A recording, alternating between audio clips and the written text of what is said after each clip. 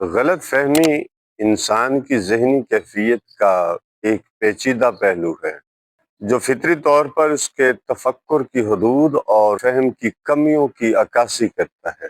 جب ہم کسی چیز کو صحیح یا غلط سمجھنے کی کوشش کرتے ہیں تو ہم حقیقت کو اپنی سوچ، تجربات اور ماحول کی عینک سے دیکھتے ہیں، اور یہ عینک ہر فرد کی مختلف فکری حد نظر کے مطابق ہوتی ہے۔ افلاطون نے اپنی مشہور تحریر غار کی مثال میں اس بات کو واضح کیا ہے کہ انسان اپنے حواس اور محسوسات میں جکڑا ہوتا ہے، اور جسے وہ حقیقت سمجھ رہا ہوتا ہے دراصل وہ ایک سایہ ہے۔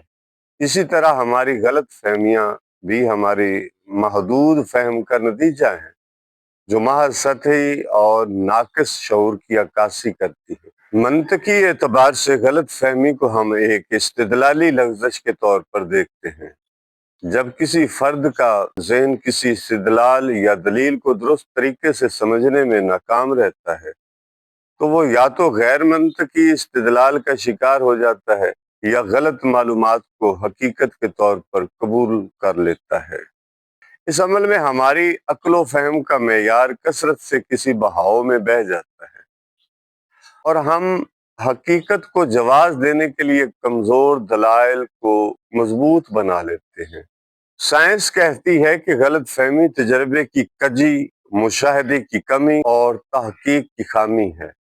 یہ علم کا دھندلا عکس ہے جسے صرف بار بار آزمائش اور تحقیق کے مسلسل سے دھویا جا سکتا ہے۔ اور ہمارے دین کے مطابق غلط فہمی نفس کی چال بازی اور شیطان کی وسوسہ گری ہے۔